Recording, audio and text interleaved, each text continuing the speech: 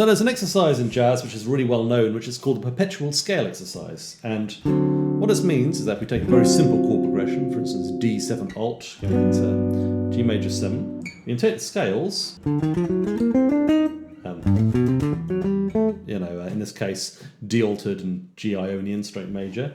And instead of playing them up from the root like I just did, we can aim to sort of play them seamlessly through the chords. So you'll need to know how long the chords are lasting. So if they last a bar each and we're playing eighth notes, then that will be 8 notes of each scale. So 1 and 2 and 3 and 4 and 1 and 2. And this is a great way to get to know any chord progression, right? I would highly recommend it. Play from the bottom of the guitar up to the top. Get used to moving up the neck as well as along it. And this is fantastic.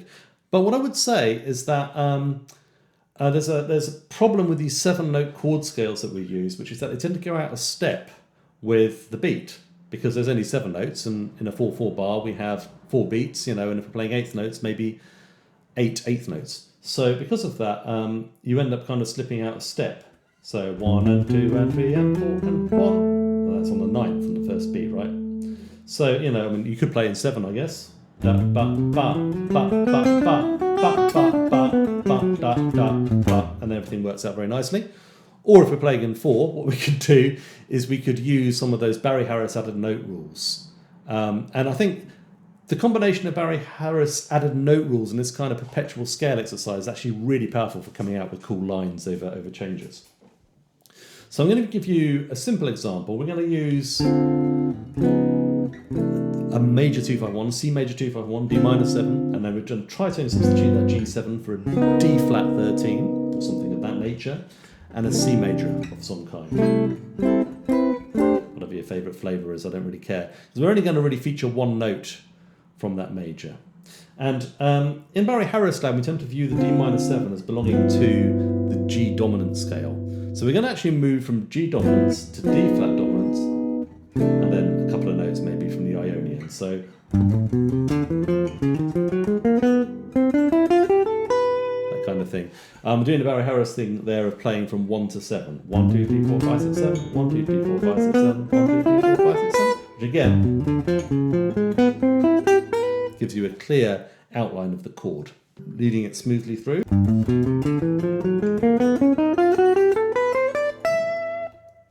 If we want to even it up, one way we can do it is by adding in a half step.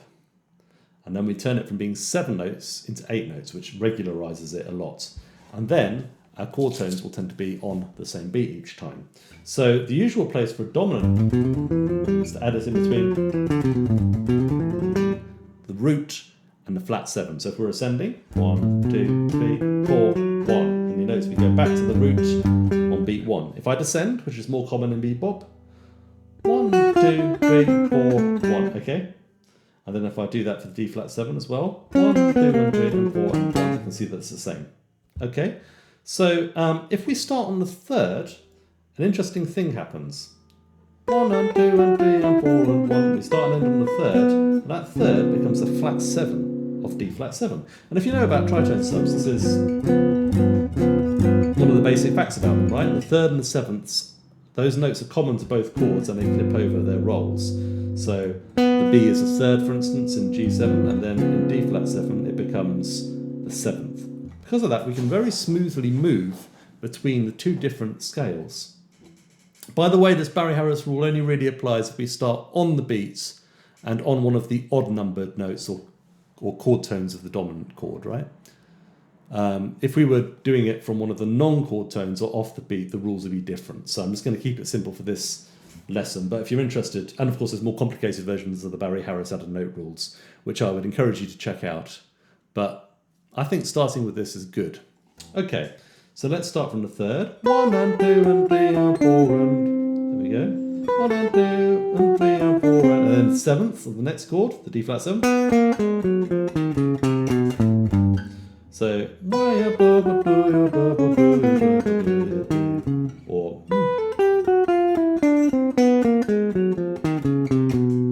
there we go. So we're going smoothly from G7 to D flat 7. We can make it a little shorter. Then we go from the 3rd to the 7th. 1 and 2 and 3. So now we're on the 7th, which is the 3rd of the next chord. And And we get this nice little pattern.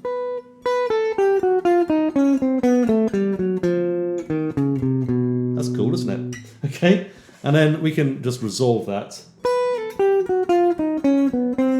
to the C major and you get a nice little 2-5-1. I'm changing the order of those notes there, so we have an enclosure around the C and then we go down to the G in the sort of classic bebop kind of phrase. So bebop.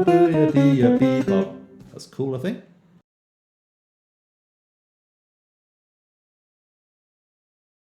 So what I want to do quickly is to show you how you can use this on Coltrane changes. You can use this kind of approach on any changes you can think of, but people often get a bit, they want to know what to play on giant steps, so who am I to disappoint them? So this is one way I've found to play giant steps. If you take the chord progression of the first 8 bars, the bits that I think are hard, so the bits that are not straightforwardly 2-5-1s, are this section here where it goes D7, G major, B flat 7, E flat major, and the sort of equivalent sort of section in the next 4 bars, which goes B flat 7, E flat major, F sharp 7, B major 7th, right? Okay. And one way you can do this is you can just throw away the B major. That's kind of part of the previous, section. So we kind of have a 2-5-1 going into that on beat 1. But now we need to be thinking about the next bit. So the D7, G major. You just play D7 for 4 beats, but it starts on beat 3. 1, 2, 3, 4, 1, 2, 3, 4 for 2 beats, the B flat 7, and then resolve to E flat major. I do this in terms of scales. If I go 1, 2, 3 and 4 and 1 and 2 and right, and we end up really perfectly placed to start on the 3rd of the B flat 7. 1 and 2 and 3 and 4 and 1 and 2 and 3 and 4 and 1. And then I jumble up the notes at the end. So I go straight down the scale, so I've got the E flat there as my last note. 1 and 2 and 3 and 4 and 1 and 2 and 3 and 4 and 1, 2, 3, 4. And then we do the next bit, which is going to do the same thing in a different key. So 1 and 2 and 3 and 4 and then the 3rd of F sharp 7. Then jumble it up. So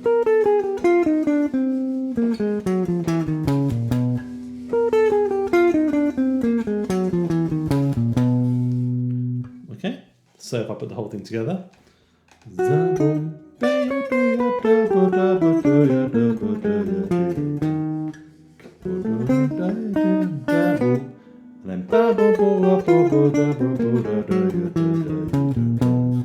Actually, that's a little bit long, isn't it? That B flat 7. It should be shorter because I'm doing like almost 4 beats of B flat 7 there, and then 4 beats of F sharp 7. So it should be more like this: 3 and 4 and 1 and 2 and 3 and 4 and 1. Yeah, we could just go straight on the scale. So it goes 3 and 4 and 1 and 2 and 3 and 4 and 1. And then same thing: 1 and 2 and 3 and 4 and 1 and 2 and 3. So let's do the whole thing. B. 2.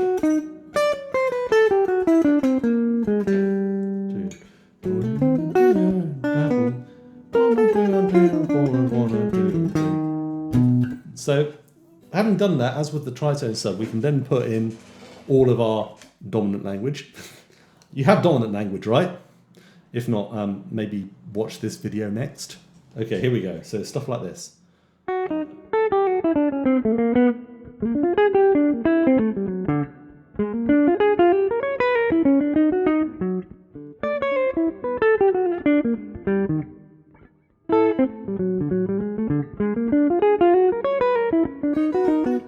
So that's how I play giant steps anyway. And I find these ideas really useful for that sort of thing. Anyway, thanks for watching. Hope you find it helpful. Leave a comment below.